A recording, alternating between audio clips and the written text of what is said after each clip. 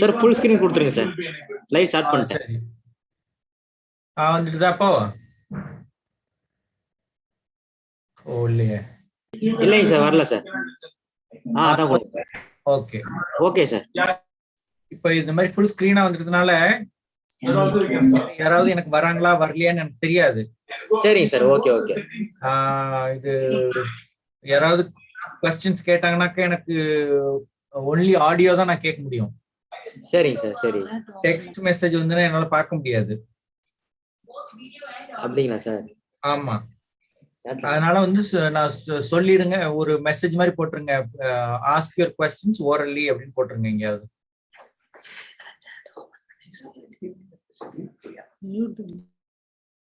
ஏதாவது क्वेश्चंस வந்தனா நீங்க கூப்பிட்டு சொல்லணும், இல்லாட்டி எனக்கு. சார் யூடியூப் கீழே லிங்க் போட்டுருக்கலாம் சார். இப்போ உங்களுக்கு லைவ் சாட் லிங்க் போட்டுருக்கலாம். அதுல தான் சார் क्वेश्चंस வரும். அது ஒரு கிளிக் பண்ணி ஒரு ஓரமா வச்சுக்கோங்க சார். அதுல தான் क्वेश्चंस வரும் சார். வருமா இல்ல? ஆமா சார், அதுல வரும். இந்த லிங்க் போட்டுருக்கேன் பாருங்க. எங்க என்னால பார்க்க முடியல, எதுல பாக்குறது நானு? கீழே போட்டுருக்கேன் சார். உங்களுக்கு சாட்ல பாருங்க. சாட் ஓபன் பண்ணுங்க சார். சாட் ஓபன் பண்ணுமா? லிங்க் இருக்கும். ஏன்னா இப்ப இதுல வந்திருந்தாங்கன்னா இதுல क्वेश्चंस கேட்டிருப்பாங்க. இதுல வரல. ஓ ஆமா, இதுல வரல. நான் இப்படி சைடுல ஓபன் பண்ணி வச்சிருக்குமா, பக்கத்துல வச்சிருக்குமா? அத வச்சுக்கோங்க சார். பக்கத்துல இல்ல, பக்கத்துல லிங்க் ஓபன் பண்ணி வச்சுக்கோங்க சார். வீடியோ அதுல சாட்ல வரும். சரி, இப்படி இருக்கு. சைடுலயே இருக்கு. ஓகே ஓகே, அது பட்ல சைடுலயே இருக்கு. எங்க அதுல போயிட்டு பண்ணி என்ன பண்ணுவாங்க?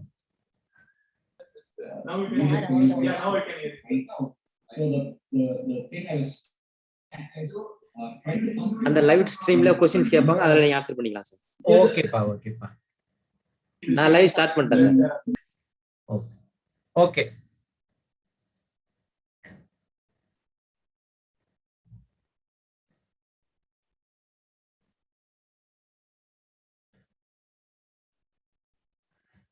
எப்ப ஸ்டார்ட் பண்ணனும் சொல்லுங்க, நான் ஸ்டார்ட் பண்ணிடுறேன். நான் பட்ல ஆரம்பிச்சிடுறேன்.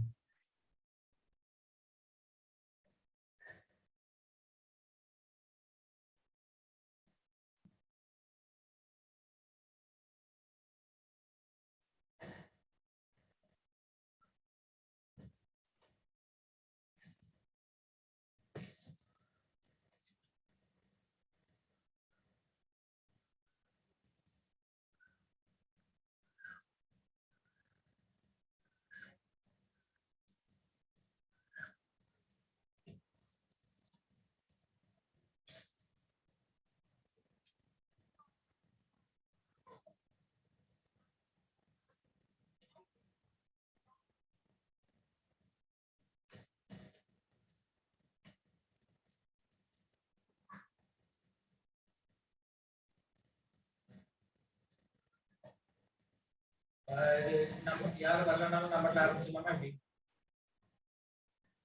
பாருங்களா? ஸ்டார்ட் பண்ணலாமா? அப்போ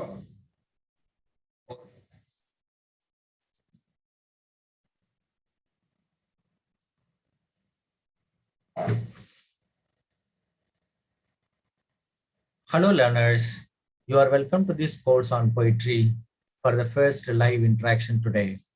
I am your course instructor, Prof. Dhanavel from the Indian Institute of Technology, Madras. Let's begin our interaction.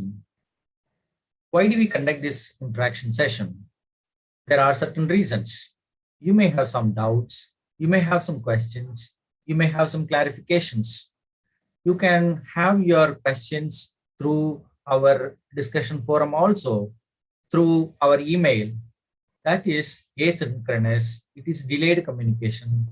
You may send me the question one day, I may answer your question the next day. So there is some delay in communication between us. But when you come to this live interaction, we have a video call and you are on the screen. I am also on the screen. You can ask me a question orally directly. You can also send me a question through chat box and I can interact with you, or you can interact with me live. That is the benefit of this live interaction organized by NPTEL course. And there are many benefits for you. You have the opportunity of socialization through interaction.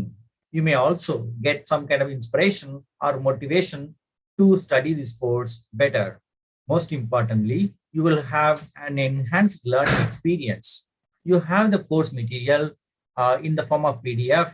You also have our video lectures. In addition to all these, we have arranged this live interaction for you to help you to learn more and to make your learning much more memorable or much more useful to you. The purpose of this live interaction, as we mentioned earlier, is to meet the course instructor and also your fellow learners. You can listen to the teacher live, as you may be doing now. You can listen to your fellow learners also when they ask some questions or when they share their thoughts. You can share your own thoughts about the subject at any point of time, or at the end of the lecture, you can ask for any kind of ideas. Anytime you can clarify some doubts during the course of this lecture. And when we have a lecture, live lecture like this, you will have a feel of the actual classroom. When you do this, whatever technology we may have, when you don't attend the class, actually physical classroom, you will miss something. That particular missing sense you can bridge by attending this live classroom, this live interaction session. Now we come to our topic, poetry. Why we study poetry? That is the most important question. There are many subjects in the world. Why study poetry? Let me tell you very clearly, if there is no poetry, there is no humankind. These two are inseparable. Man and poetry, or human beings and poetry, are inseparable. Right from the days of man or human beings having invented this language, any language, English or Tamil or Telugu, Malayalam, Arabic or German, French, anything. Every language in the world has a literature, and that literature is mostly, at least in the beginning, in the form of poetry. Even today, poetry is very popular among people, but reading habits among people may have changed. They may prefer to read fiction, short stories, but people, large number of people throughout the world, they write poems in multiple languages. Sometimes some writers are writing in different languages. The same person may be writing in English and also German, French, or Tamil, or Telugu, Malayalam, whatever it is, they may be writing in multiple languages. And in some cases, they may like a poem so much from one language, say German, and translate that into English or Telugu or Malayalam in course of time. That translation is also a kind of writing a poem that is that may be literal or figurative, that is close to the original or adapted one. In whatever form, poetry is closely connected with human beings, and this is a sign of the cultural growth of a civilization. And that's why we have mentioned that if there is no poetry, there is no humankind. This is a kind of identity for human beings. We express our own thoughts and ideas in the form of poetry. That's why we say poetry is a part and parcel of our life. All our rituals, right from our childhood, our education, our marriage, our death, all kinds of activities in our life, they are all punctuated by certain rituals in which we sing some songs in different languages, of course. We sing songs and celebrate our joys and sorrows in our life. As long as human beings have these joys and sorrows, we will continue to write poems. We use old poems and we write new poems to suit our modern sensibility. Most important thing that we have to remember is imagination. We are all gifted with imagination. We have a language and we have that power of imagination, and we imagine, reflect, and dream, see so many things in our imagination, and all those ideal abstract thoughts, feelings, we actualize them in words, in poetry. In our early days, our ancestors did not have a language script to write, but in course of time, we invented this language script, and started writing our poems and thoughts, and we put them into concrete form in so many shapes today. We record them, we draw pictures of them, we make films of them, and we have so many ways of conveying the poetic thought today. When we imagine, what do? We create. We create a poem about the possibility of human life, about the limitation of human life, about the equality that people can have all over the world. Man and human, a man and a woman having equality is one. Two brothers having equality is one, and two countries having equality is another. So we have different kinds of poems on for different occasions to celebrate, to sing about the joys and sorrows of life. And most importantly, again, we have to remember that there is something called a soul in a human being, which longs for love, attachment, warmth, because the moment we are separated from the womb of our mother, we always have a feeling to be united with some past paradisal, heavenly environment. We have come out of that, we have fallen from that heaven, and we want to go back to that heaven. And so there is always a desire for going back to the past or longing for some heavenly place where we can feel at peace with ourselves. That's why most human beings in the world, one may be a king or queen or a prime minister or president or minister, richest person in the world, poorest person in the world, fairest person in the world, tallest, shortest, stoutest, healthiest, whatever kind of person one may be, that sense of loneliness is inseparable from human beings. And that loneliness, that sense of longing, the sense of desire for love, recognition, attachment, warmth from another human being, that drives human beings to write their thoughts and ideas in the form of poems or stories.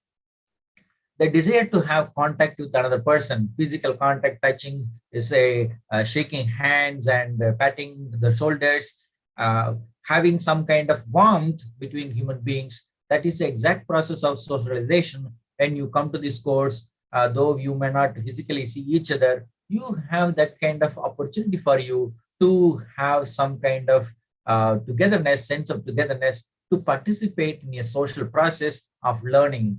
And that's where we do that through communication. We use words, as poets have used words to write their poems. We meet each other and share our thoughts and ideas in different ways. And poetry is one of them. Poetry is something which touches the heart of people all over the world. It directly goes into the heart of people because of the way in which poets use words to arrange them in certain order, to create some poetic effect in the mind of human beings. That's where poetry is closely associated with religion. And I said, we want to reach a heavenly paradise, which we lost in our, at the moment we are born. And that sense of longing for a paradise is achieved through communion with some divine personality called God, or we use that path of bhakti or religious fervor or devotion, and we want to reach some kind of stage where we are one with the universe. So we are an individual being, but we want to connect with that cosmic being. So from this microcosm to macrocosm, we want to travel, and all our life is about this travel from individual to the social, cosmic, universal being. And that's why we want to become one with the rest, everything in the world.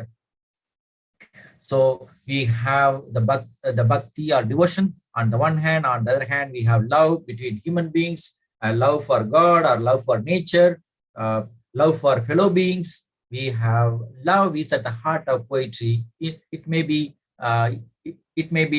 different in intensity. It may be different in relationship, but the strong force behind poetry is love. That's why we find the traces of the human race in poetry. Whatever we said and thought and felt, everybody in the world, we have a record of whoever has thought about the world in different ways. We have some record in poetry. in old poetry, in modern poetry, we have some kind of record of all of them. And if we don't have such poetry, what human beings felt and thought about each other, about the world, about the possibility of a better world, we wouldn't have some understanding of the human imagination or the human mind. What the human mind thinks, we wouldn't know. We have one small example here. I wandered lonely as a cloud. There is a poem by William Wordsworth. We will have it a little later.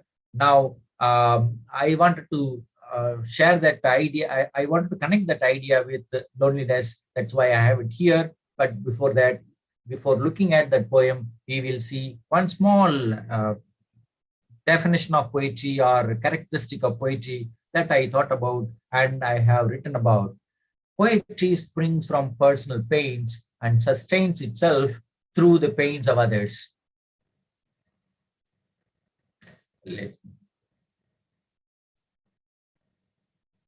Okay. Poetry springs from personal pains and sustains itself through the pains of others. That's what I wrote some time ago. To connect the poetry with the pain of separation, the longing for union, that is at the heart of poetry. In every poem you will find it, whether it is sorrow, whether it is joy, that element of separation and union, you will always find in every kind of poetry.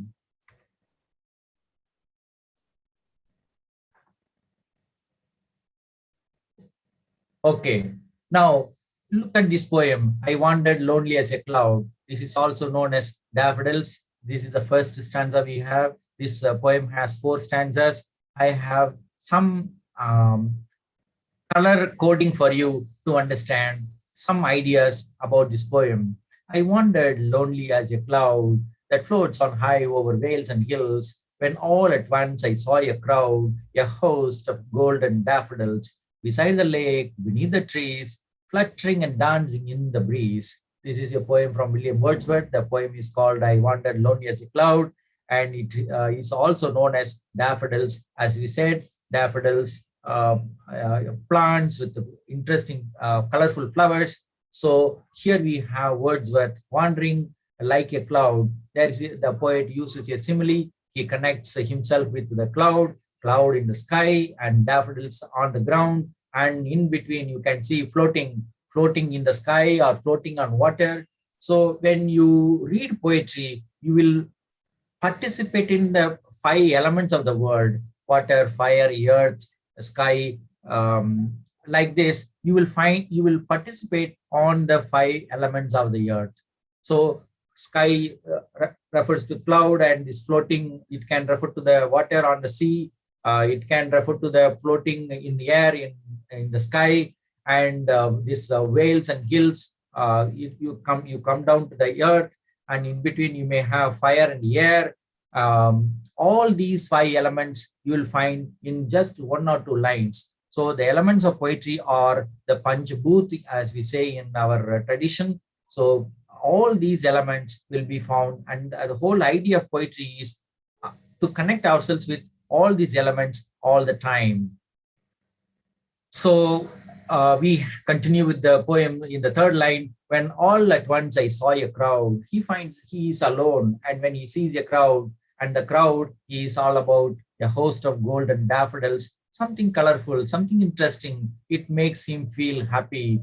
And the location is given to us. There is a lake, there are some trees, and these daffodils are fluttering and dancing, moving like human beings. So there is a kind of metaphorical expression of understanding the daffodils as human beings. You may not find a human being when you are alone, but where you can find a human being in the form of trees, in the form of clouds, in the form of daffodils or plants, even in the form of a stone, water, clouds, everywhere you can find that ability to imagine and fill the gap, fill that loneliness, nothingness in human beings is what poets do. And that's why we are grateful to poets when they write poems and write about our own sense of loneliness or suffering or loss or joy on different occasions. But the birth of a child or the loss of a great leader, that's why we have elegy form and all that. We have song of celebration, We sing about the glory of God. We sing about the glory of our own life, the great spirit called life.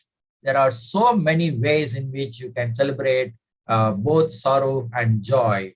And Wordsworth, that's why Wordsworth wrote in such an easy, accessible language. That's why he is more often popular around the world. I chose this poem simply for the sake of connecting with you. If I choose a modernist poem, a modern poem, which is not easily understandable, then you may have some difficulty. So I chose a poem which can easily connect with you. Please remember, teaching is also a way of connecting with another person, and learning is also a way of connecting with another person. There is an element of poetry in everything that we do. All our actions are poetic.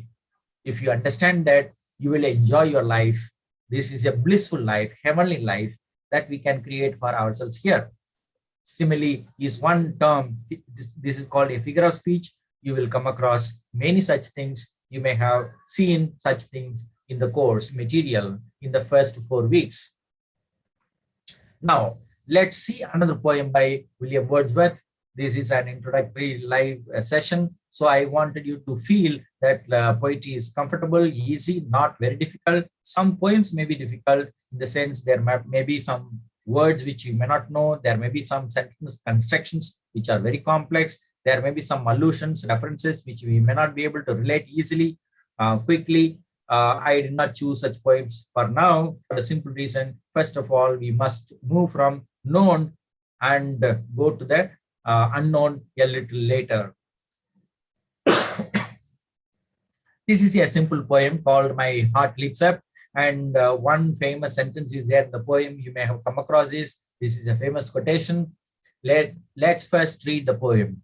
My heart leaps up when I behold a rainbow in the sky. So was it when my life began. So is it now I am a man. So be it when I shall grow old or let me die. The child is father of the man, and I could wish my days to be bound each to each by natural piety. You can see that this poem has some, how many lines are there?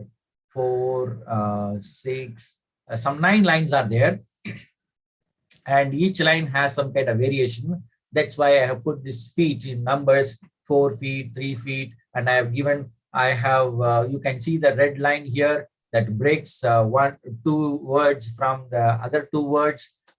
You would have, when you came to the lesson on the music of poetry, you would have seen such drawing of lines and things like that. My heart leaps up. My heart is one foot, leaps up is another foot. So meter, prosody, this rhythm, all those things are very important for understanding poetry. There is some melody in poetry, and if we read poetry only for content, then that you can do that through prose. You need not do that through poetry. Poetry also is all about a creation, a craftsmanship. The poet shapes some idea with words. A potter, one who shapes some clay into a usable pot or some artifact, is similar to a poet who uses words, shapes the words, and uses some interesting artifact called poetry or poem. That's what you have here. My heart leaps up when I behold a rainbow in the sky. And you can see my heart is one type of rhythm. We call it I am, and lips up is another kind of rhythm that is trochee.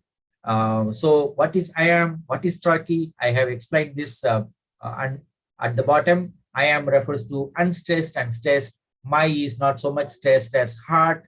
And so my heart, that asterisk mark I have used to indicate where the stress falls. And in the second part, foot, you can see leaps up. And that leaps up is indicated through a change in the rhythm. And that's how poets construct their words in such a way that they can convey the meaning, not only the meaning, the mood, the atmosphere, the whole context of themselves and the environment in which they wrote their poems. My heart leaps up when I behold a rainbow in the sky. Again, you can see the connection between the poet stands on the ground and he connects it with the sky. And this kind of universal participation or participation in the universal process of living is what you have in poetry. It is something like participating in a bhajan or in a religious ritual. Poetry is also that kind of ritual. You participate in it. You can call it a secular ritual. If it is a religious poetry, that may be religious participation.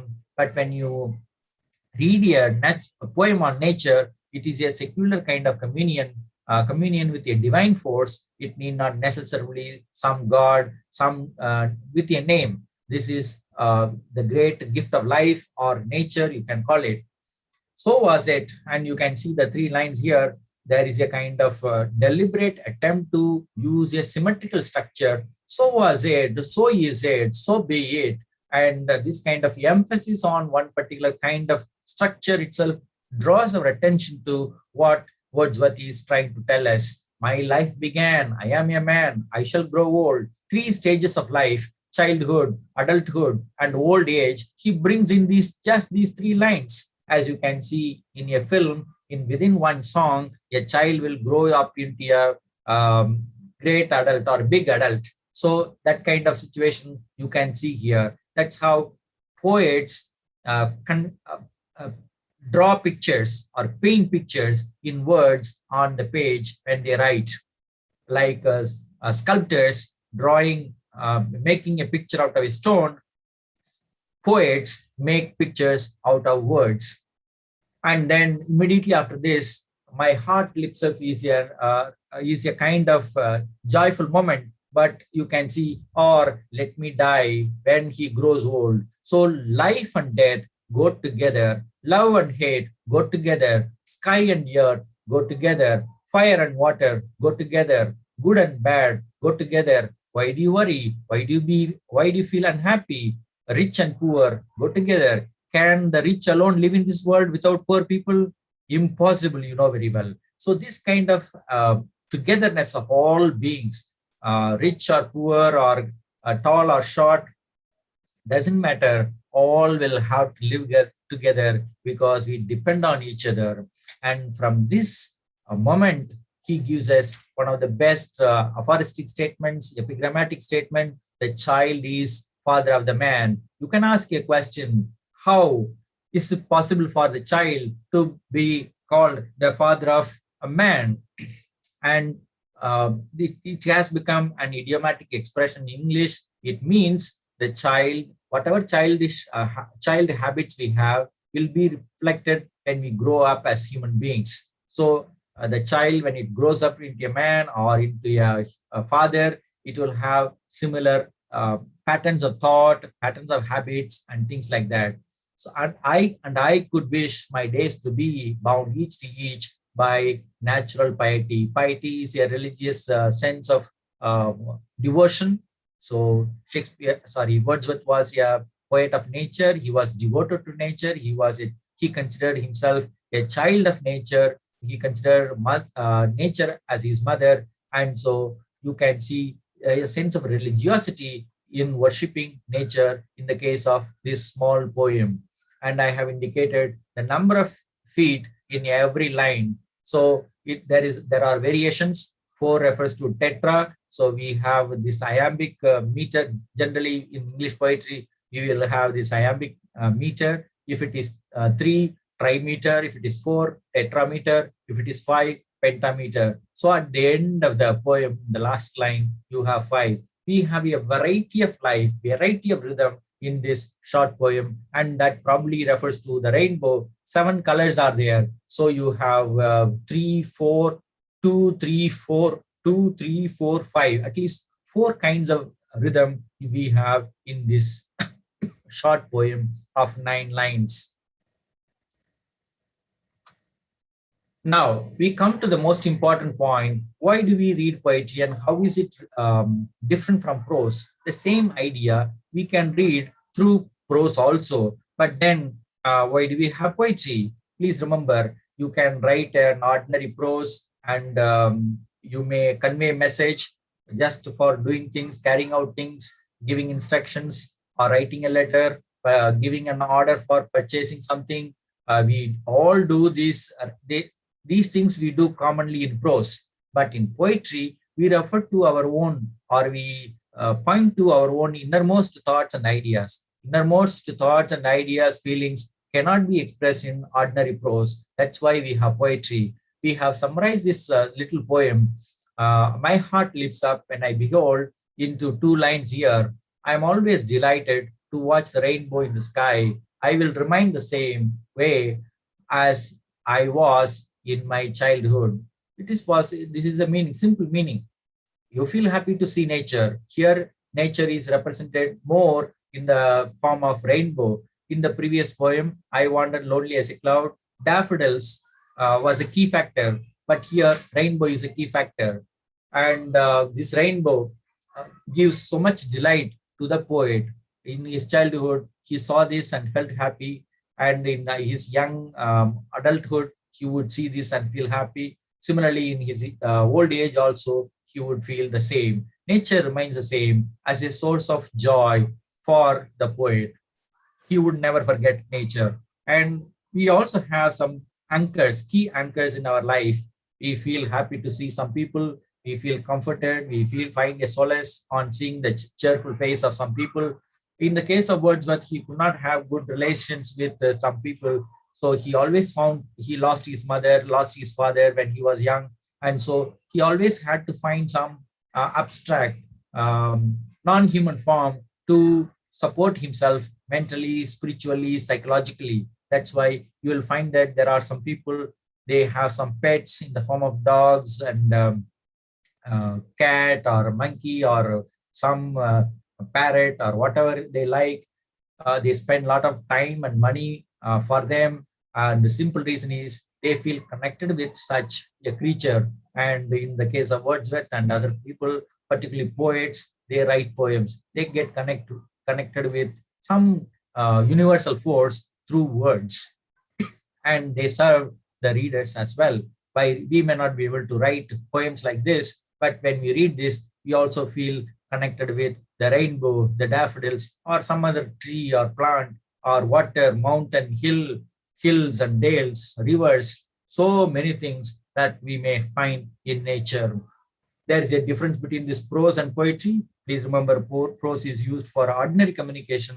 Poetry is used for extraordinary communication of extraordinary feelings, which defy the common norms of prose or common prosaic language. So as we mentioned earlier, you can see, so was it is given an emphasis, and the past tense, present tense, and the neutral tense. That the neutral tense means this is common. You can use it in the past or you can use it in the present. So be it. And you can see the repetition of when, and all these finally come to the epigrammatic statement, the child is father of the man, and we are all united in natural piety, bound each to each by natural piety, who says Wordsworth. So we are united by this NPTEL course on poetry. We are bound each to each by NPTEL course on poetry. That is the beauty of life. If you are able to see the connection with unconnected people, unconnected things, many things may look chaotic. Our life may look very chaotic, disorderly, disturbing. But then if you come to poetry, you will have that sense of, you will have the ability to get that kind of unifying force, or making sense of the chaotic life, or finding some order in this disorderly world. Now, I am taking you to one model of communication launched by or introduced by Roman Jakobson to draw your attention to how poetry is different from prose. Whenever we look at a word, that signifier and signified, a word has a concept and also a sound pattern. So we call it acoustic image. That is the sound, and then we have that image, a real image in the world. So signifier is the sound or the letter, and the signified is the word, object in the world. So a referential meaning is there. There is a contextual meaning, But when you come to poetry, look at that message poetic function, that central point. That is what we have to focus more on. There is a poet, an address, there is a poet, there is a writer who sends a message to a receiver, to the reader. When a sender writes something, there is always some emotional aspect to it. There is that emotive is emotional meaning out of it. And that when it comes to that receiver, it has some cognitive function. It has some effect on the, when you read a poem, you feel happy, or it may persuade you to buy something or meet some people or make a phone call to some person. Today, you read this, read about this rainbow, and then you may think about some film on rainbow or an occasion where you had seen rainbow with others. You may call somebody and say something to them, or you may remember a brand, a product with a brand name called Rainbow, and there are so multiple associations will come to you, and every reader will respond to it in different ways. And this drawing of attention to the message that you want to convey through poetry, that is poetic function. And in the case of contact or channel or fatigue function, you will see whenever you say good morning, good evening to people, you don't have much interaction with them. But when you go deeper, you will have poetic function. And this code or metalingual means this is this refers to some codes or conventions used in words in culture to draw our attention to. Say you say good morning only during the morning time, you say good evening only during the evening time. Things like that will be embedded. This kind of meaning, additional meaning about the language itself will be used in language. Language is not just language, it is also about language. That is meta language. That's why it is metalingual function. Language functions metalingually as well. It talks about itself. But in poetry, we talk about poetic function. That poetic function is very complex, but easy to understand. It's not exactly very difficult to understand. Even the most difficult poem, if you know how to approach it, you'll find it easy. The only hope that we have through this course is that when you read the course systematically from the beginning to the end, when you attend the lectures, when you read the material, when you attend this kind of interactive session, or when you have a chance, suppose you happen to be a student, you have your live teacher in the classroom, you interact with that teacher, you learn more and more, and you love it. And please remember, every person is poetic. And one of the fun aims of this course is to connect yourself with yourself. There is a soul in you, and there is a soul in the world, and this small soul is getting connected with the larger soul, as Emerson would say, over soul, or Atman, Brahmatma, or something like that we have in our Indian tradition. Atman, Paramatma, sorry. Atma is connected with this Paramatma. So in poetry, when you focus more on this message, how the message is conveyed to the reader with so many underlying dimensions, it draws our attention. That's where language has a poetic function, and this poetic function is found in poetry. It may be found in any creative art form, like advertisement, or anywhere where creativity is involved, where metaphor is involved, where figurative connotative meaning is involved. You will find this poetic function of communication. So therefore, when you read poetry, you have to pay attention to the way in which language is used in poetry to convey this connotative meaning, suggestive meaning. Let me look at some of these things just in a few minutes. Now you see, we will pay attention to poetic language. This poetic language can be called figurative language, and this figurative language is achieved. This is not, the figurative language is not a common normal language. My heart lifts up when I see a rainbow in the sky. That's what, when I behold a rainbow in the sky, that's what William Wordsworth says. And we wouldn't speak like that in our normal way of life. So figurative language. And when you want to use figurative language, there are three kinds of figures. One is called figures of thought. We have an example called metaphor. Figures of speech, we have an example of antithesis. figures of sound. We have this example of assonance, consonants. There are alliteration. You may have many. I just gave one example each. When you read that the lecture on the music of poetry, you will understand more of it. In normal life, we have denotation, literal meaning, lexical meaning, dictionary meaning. You just suppose you want to see the word denotation in the dictionary, you will find one meaning, and that one meaning is the only meaning for denotation. But when you see the same word in poetry, you will have a connotation. You will have a figural meaning. It will have a different layer of meaning, a higher level, higher or lower or different levels. There are multiple levels of meaning we will have in poetry. That's why we use the term suggestive, multiple, or even ambiguous. You wouldn't know which is more appropriate. Some meaning may not be visible to us. That's where many readers, when they read poems and they write about their impressions, each one will give a different kind of impression. Symbol, image, simile, metaphor, so many things. Each one will identify one thing with another. So one may give importance to the golden color. Another may give importance to daffodils. One more may say, why does Wordsworth call the daffodils crowd? Crowd, that means he is not able to distinguish one from another. And then why does he call it host? Does it mean that he is a guest in the middle of nature? Or there is not? If you look at the word host, you will see that it has the opposite meaning also. That is hostile, enmity. Do the daffodils look like a kind of a threat for Wordsworth? All these things will come out only when you pay attention. That poetic function you can understand better only when you pay attention to the language of the words.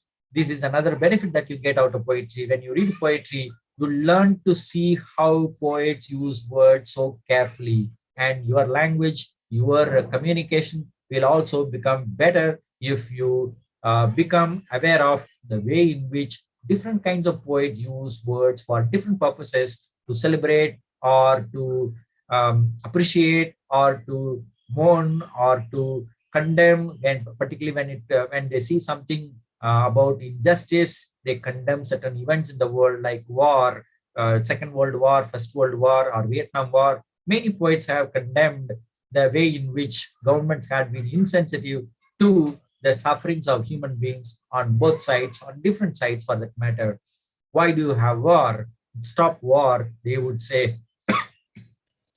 Now, we want to understand metaphor specifically because that is the most important one for figurative language or poetic language. If you have a poem, if there is no metaphor, that may not be poetic at all. So you can have some kind of poetic effect by repetition, by assonance, consonants, and all that. But if you have a metaphor or a simile or some irony, some other figure of speech, you will have a better impact. You will have more impact.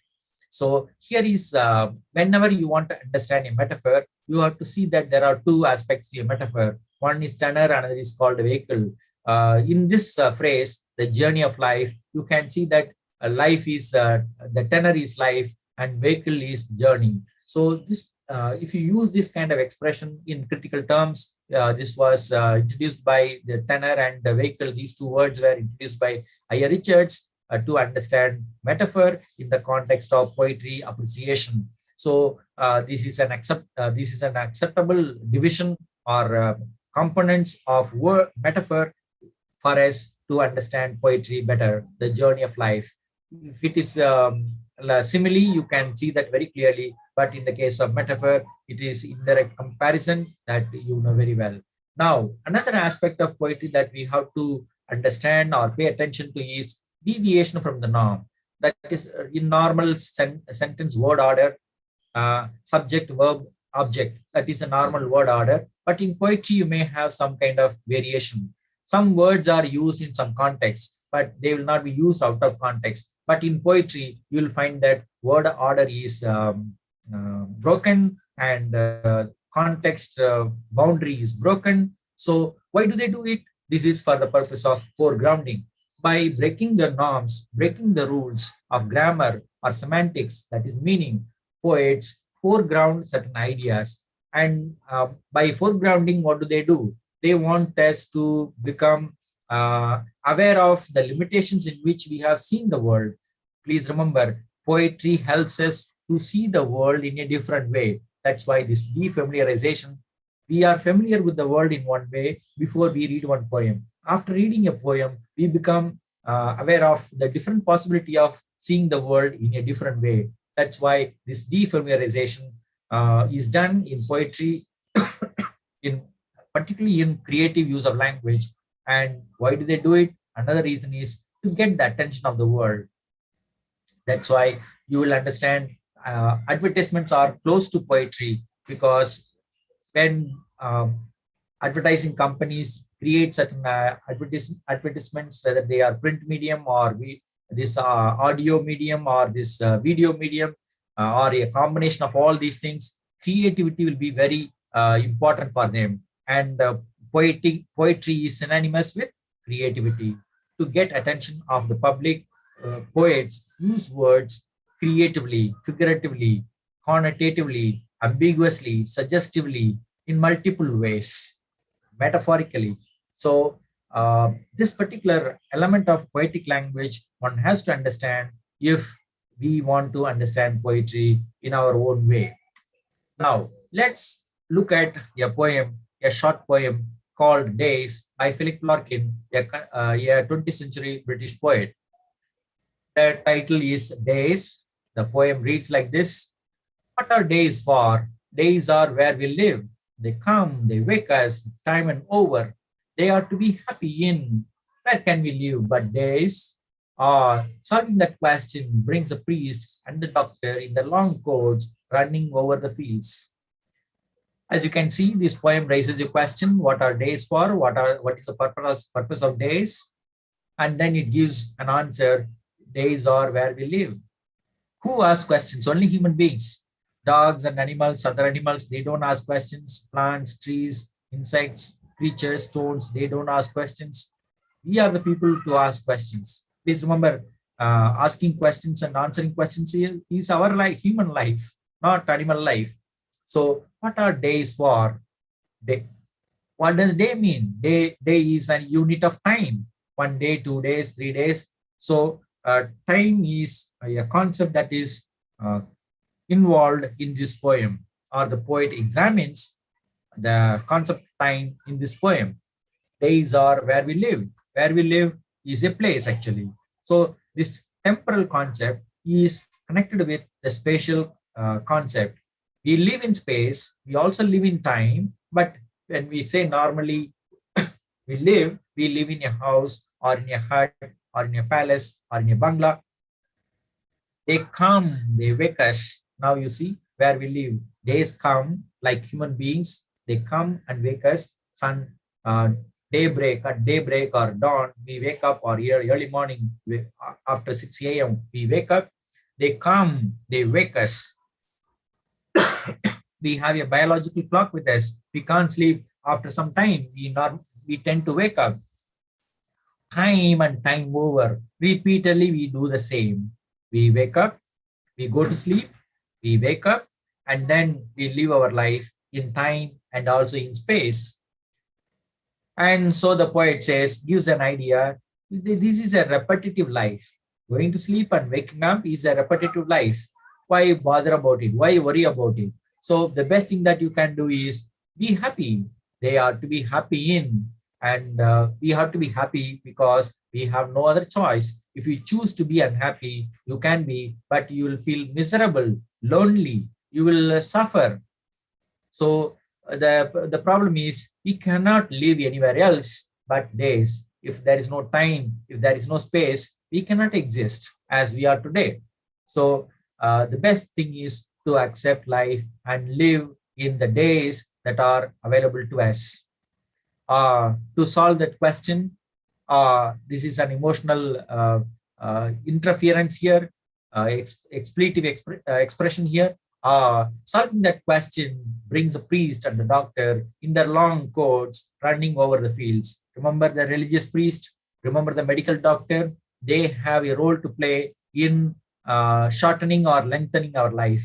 If the priest gives us comfort through his preachings, we can live for a longer time. When we are confused, when we meet a priest, he gives us or she gives us some consolation. Similarly, when we are ill physically, when we have some disease, when we go to a doctor, the doctor treats us and gives us some kind of comfort, and so we are able to live for longer. So we need mental therapy, physical therapy, and so we live together. We live for a little longer time. So these two people, we are the people who are living in this world, and among ourselves, we have these two functions of people for mental therapy and physical therapy. That is priest and doctor. When they come, where do they do? Where do they go? Brings a priest and the doctor in their long coats running over the fields. The priest is found in the church or in the temple. The doctor is found in his hospital or her hospital. But you see, they have a long coat. They are running over the fields. There is some kind of conflict between the two, which is not deliberately or very clearly stated. But then you can see the secular life and non-secular life, that is religious life, they have some kind of conflict that is hinted at. All kinds of conflicts are possible only in time, only in space, only in days. But if you choose to be happy, if you live life happily, we will not have any problem at all. We can live our life happily. And so in such a short poem, Philip Larkin thinks about life very seriously and gives us a wonderful perspective on how to live our life. Choose to be happy. People say ordinarily, be happy, be happy and live your life happily. Don't worry, be happy is a common phrase. Some songs are there. Why do we have such songs repeatedly coming to us in different times with different musical instruments in different voices? That's what poets, great atmas, our souls, tell us repeatedly. Somehow we are unable to listen to them, and so we continue to suffer. We have another example from Dylan Thomas, another 20th century British poet. I chose this a grief ago for drawing our attention to that kind of foregrounding and defamiliarization and breaking the norm. We can say a day ago or a year ago, but then you see the poet says a grief ago. So grief is not associated with space or time. Ago is associated with time. 1 day or 2 days ago or 3 days ago. But grief is used as a unit in the context of time. So there may be one grief or two grief or two griefs or three griefs. So there are many losses, and the poet is measuring life in terms of griefs. So how many miserable situations that he may have gone through. I'm not going to read the whole poem for you. Just I am drawing your attention to the fact that poets use language metaphorically, connotatively, ambiguously, differently, creatively, to draw our attention to the way in which we think about life and ask us to look at life differently. Nowadays, you may say 5 minutes drive away. You can say 50 kilometers away or 5 kilometers away or 10 kilometers away or 5 minutes away. Space and time we interchange when we refer to this distance. So in this case, the poet chooses to use grief as a unit of measure to understand his or her own life. So this is a beautiful poem. Please read it and spend some time with it. Poet demands attention. Prose doesn't demand so much attention, but it is worth giving. The attention is worth giving. You will become a better person. You will become more humanized. You will become more empathetic. Please remember, poetry enables us to see life from a different point of view, different perspective. So we can understand life better. Our small mind can become a bigger mind. Expanding our mind is the function of poetry. Now, what are the course contents that we have? You may have seen the course material. You may see the content, and in the first 4 weeks, in the first month, you may have read all these weekly materials. In the first week, we had introduction and the Chaucer's prologue to the Canterbury Tales we discussed. And in the second week, we discussed some sonnets from Elizabethan poetry, though Sir Wyatt and the Earl of Surrey, they don't belong to Elizabethan period exactly, but we brought them together for the sake of convenience. And then we went to Dan, Marvel, Herbert, Henry Vaughan, others in the metaphysical poetry. And we moved on to neoclassical poetry in the case of John Dryden and Alexander Pope, with an example for Mark Epic and another example for verse epistle in the case of Pope. We also have three poets here in the pre-romantic poetry, Thomas Elegy, Thomas Gray's Elegy, and then William Collins' Ode to Evening, and then we have William Blake's poetry, some poems we have in this course, and the rest we will deal with in the next two live sessions. But I did not focus more on these particular elements, though I have spent more time on this introductory week. You can see if you have any question, you can always contact me and I will try to help you as much as possible through the discussion forum. You can send me a mail so that you can receive the answer, and don't hesitate to clarify your doubts. Our NPTEL office is very particular that we help the learners as much as possible to learn the subject very well. So we have romantic poetry, Victorian poetry, modern poetry, American poetry, feminist poetry, contemporary British poetry, Indian poetry, and then we have a poet with us. You can, though this poet is not so popular, he has written some poems and he's in the field. He has written a play and some novel as well. He's a very creative person. You can learn something from the practicing poet. In the first introductory week, we have seen the relevance of poetry. Why do we have to study poetry? And then approaching poetry. How do we study poetry? Some linguistic approach, some rhetorical approach, some critical approach. Like this, we have mentioned, we have emphasized one particular model of approaching poetry, that is looking at the thematic, you can call it literary approach, thematic contrast, and then poetic devices, then meter and rhythm, and then lastly, overall impression. And in the case of every poem that we have discussed, you will see this. So there are certain functions of poetry, then forms of poetry like ballad, ode, elegy, dramatic monologue, and all that. We have some poetic devices and also the music of poetry. You can look at them and learn more about them. And if you have some questions, as we tell you repeatedly, please raise your questions through the discussion forum. We looked at Geoffrey Chaucer and Chaucer's The Prologue. Then in week 2, we have these poets, Sir Thomas Wyatt. This is called the first Petrarchan. And the next one, the Earl of Surrey, is also called one of the early classical poets. And then we have 5 Elizabethan contemporary poets: Philip Sidney, Edmund Spenser, Michael Drayton, Samuel Daniel, and William Shakespeare. Sidney started one movement in English poetry called sonnet sequence. So after that, many sonnet sequences came. And so everyone that we have discussed here has a sonnet sequence, and we have some samples, at least 2 from each we have. Please go through them and help yourself. And then when we come to metaphysical poetry, we have John Donne, George Herbert. In John Donne, we have the Valediction Forbidding Morning, Busy Old Fool. There is a song, there's a poem called A Busy Old Fool. And then we have, the title of the poem is The Sun Rising. And then we also have the Canonization. That's a very interesting poem on love and religion. You can, the metaphor is powerfully used. The one particular concept called paradox is very important for understanding the poem on the canonization in lecture 19. Then we have George Herbert, Henry Vaughan. They are all religious poets. And then Andrew Marvell. Andrew Marvell is more like John Donne. He writes about love in his poem to his sky mistress. Then we have the puritanical poet John Milton. He discusses the epic Milton's Paradise Lost in this just one book from Milton's epic poem Paradise Lost, the first book. We have tried to give representation of different forms of poetry like songs, sonnets, epic, elegy, everything we have tried to give as many examples as possible.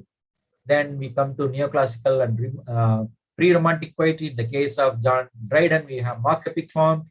And in the case of Alexander Pope, we have an epistle to Dr. Arbuthnot. It is a letter written to his friend, Dr. Arbuthnot. That's why it is called the Bird's Epistle. And both this Macflecknoe and an epistle to Dr. Arbuthnot, both are known as neoclassical forms of poetry. They have satire, irony, wit. These two are very powerful in terms of irony and satire. And then we move on to the next great legacy in British poetry called Romantic poetry. But these writers are called pre-Romantic by some, and William Blake is now properly called a Romantic poet. You can see all of them. First Gray, we have elegy, then we have Collins, we have ode. In Blake, we have some songs. You can, from his songs of innocence and experience, please read them. We have completed looking at the PPT that we have prepared for this interactive session. Now, I didn't see any question here, so I am not answering any question, but just for the sake of showing you some sample questions and answers, let me share another screen where I have some questions and answers. You can just have a look at it. Suppose you come to YouTube live, YouTube later on, you can see this. Some of the questions that we had in our discussion forum. What is construction of masculinity? This question was raised in the context of Shakespeare's poetry, sonnet. A man is praised by Shakespeare, and what a man is or what a woman is, that is given more importance. What a man should be ideally, what a woman should be ideally, masculinity, femininity. In 20th century or in now recently in 21st century, we understand the concept of construction. Everything is a construct.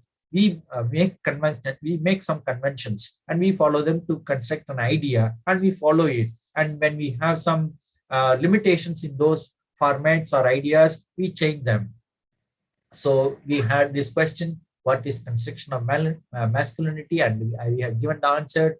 Similarly, you can go to the discussion forum and see all these questions and answers.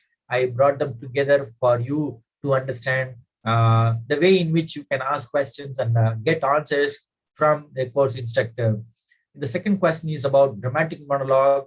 Please remember, all kinds of poems, we have three kinds of poems: lyrical poetry, dramatic poetry, and narrative poetry. Narrative poetry, as you can understand, tells a story. Dramatic poetry tells you about kind of dramatic situation. There is a drama, there are many characters. And in lyrical poetry, the poet may try to speak through his own mouth, but then all poems, remember, poems have a persona, they have a voice, they need not necessarily be the reflection of the poet.